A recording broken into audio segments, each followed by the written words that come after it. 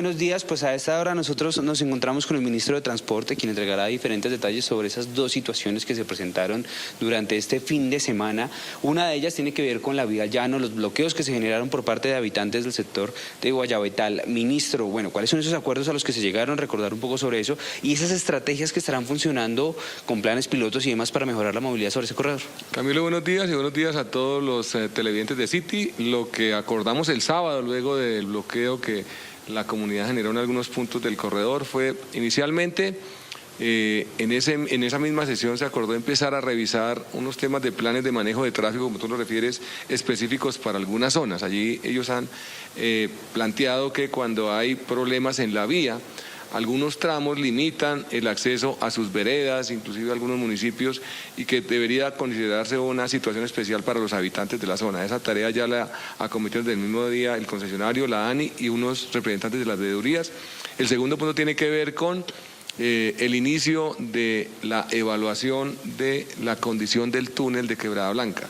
El día de hoy ya el equipo del concesionario, la interventoría y obviamente la ANI van a acompañar el levantamiento de la información del estado de las estructuras que al interior del túnel fueron afectadas por el incendio que se desató el año pasado.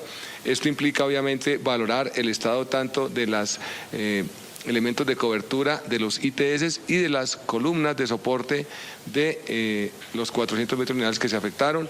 Eso nos va a permitir en los próximos 2 meses tener una valoración del tipo de actuaciones que debe desarrollar el concesionario, el tiempo de implementación de las mismas y el plan de trabajo para poner en funcionamiento ese túnel en las condiciones que estaba antes de la conflagración. Adicionalmente, se acordó la revisión de algunos compromisos que en interpretación de la comunidad, en eso pueden tener razón, pero hay también algunos argumentos de información de la ANI, se habían pactado y que no se han cumplido. Acordamos una revisión con el acompañamiento a quienes agradecemos de la gobernación del Meta y de Cundinamarca y de alcaldes locales, de estos compromisos cada 2 meses y se activa, digamos, una situación de seguimiento que obliga obviamente a mantener la inversión en recursos que tenemos en la zona, a acelerar obras y a revisar con las comunidades algunas solicitudes específicas que están desarrollando y que plantean desde el pasado no se han cumplido y que estamos revisando con acompañamiento de las veedurías y de una mesa que se acordó cada 2 meses y que va a convocar inicialmente la gobernadora del Meta.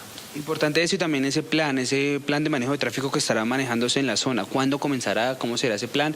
Y asimismo, ¿cuánto será ese tiempo que podría durar cerrada este sector o esta afectación que hay en la vía al llano? Digamos que los acuerdos que se lleguen frente a la implementación de los planes de manejo de tráfico específicos deberían desarrollarse y acordarse en las siguientes 2-3 semanas. Hay unos análisis específicos por tramos que tienen que evaluar el concesionario, las autoridades de control, DITRA, y en algunos casos autoridades locales, y obviamente los antecedentes de afectación que las comunidades plantean. Y frente a la fecha de apertura del túnel, hasta que no tengamos una valoración del nivel de afectación que se presentó en las estructuras, no podríamos tener una fecha aproximada de apertura. ¿Qué es lo que inicialmente hemos identificado? La pérdida obviamente de elementos de protección de ITS, la quema del cableado y de elementos de ventilación y de iluminación, y adicionalmente la generación de altas temperaturas provocó que el concreto perdiera la cobertura, es decir, el cemento, que es el pegante, digamos, de esa estructura y que protege la estructura metálica, literalmente estalló, o sea, se cae completamente y se presentó cristalización de los elementos metálicos. Eso implica una revisión con núcleos, una información técnica muy detallada y obviamente la toma de núcleos para verificar el estado de esa estructura.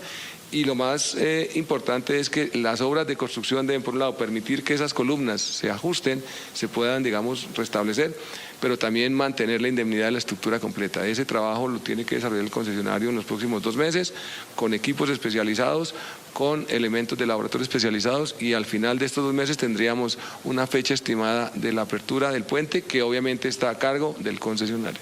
Por otro lado, las situaciones también que se están viviendo por el sector del departamento del Chocó, en la vía que conecta Medellín con el Chocó, muy rápidamente, las estrategias que están implementando desde el gobierno nacional.